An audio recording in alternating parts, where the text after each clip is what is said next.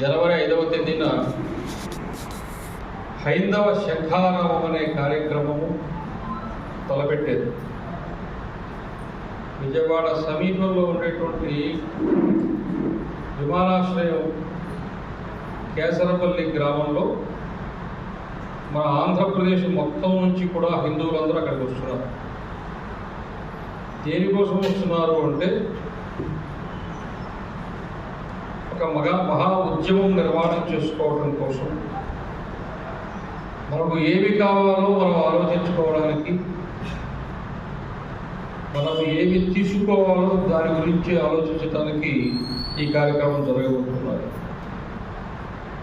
మా దేవాలయాలను మేము నిర్మించుకున్నాము, మా దేవాలయాలను మేమే నిర్వహించుకుంటాము అని చెప్పి మా దేవాలయాల మీద ప్రభుత్వాల పెత్తనం